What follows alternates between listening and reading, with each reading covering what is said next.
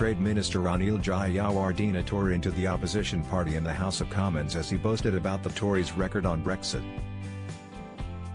Highlighting the extensive deals negotiated by Liz Truss and the Department for International Trade, he attacked Labour for attempting to block new agreements.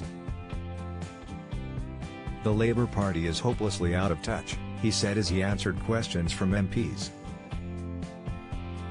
This Conservative government is focused on delivering for the British people. Unlike Labour, we have a plan for growth. Trade is essential to that. We've secured trade deals with 67 countries around the world plus the EU, covering trade worth £730 billion last year, and we're just getting started. His triumphant comments were made after a series of Labour MPs took aim at the deals negotiated by the government. At one point, Labour's Alex Cunningham attacked the government for holding talks trade with Cameroon, saying ministers appeared to be justifying trade deals with murderous regimes on the basis they are now killing fewer of their own people.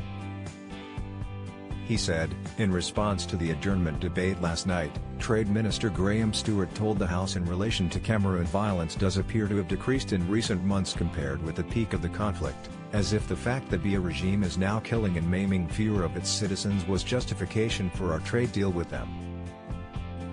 Is it really the government's position that it's fine to do trade deals with murderous regimes if they're now killing fewer of their own people than they were? Mr. Jayawardena responded, the British people will have noticed I have now answered 5 questions by Labour MPs on future trade agreements, and instead of seeking to secure benefits for their constituents on those deals they are clutching at straws to stop them. Labour MPs have been vocal in their criticism of a number of agreements signed by the UK since leaving the EU. Shadow Trade Secretary Emily Thornberry has accused Ms Truss of planning to sell out farmers in a deal with Australia for the price of a quick trade deal, and a cheap headline at the G7 summit. A free trade agreement is expected to be signed off by Boris Johnson and his Australian counterpart next week. Ms Thornberry has also said it is impossible to do a trade deal without undermining UK interests.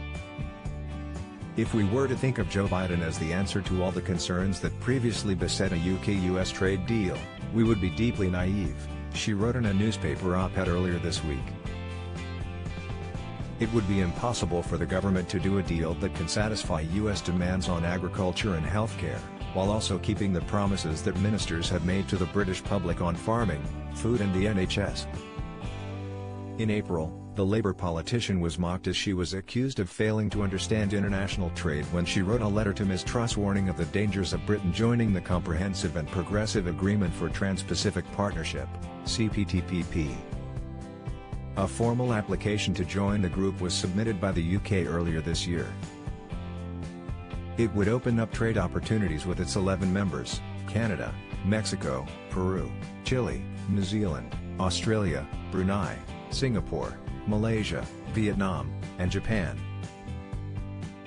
Ms Thornberry claimed China may apply to join the CPTPP, meaning Britain would have a deal with the communist state through the back door. However, the claims were dismissed as scaremongering at the time, with Conservative MPs saying Japan would veto any attempts by China to join.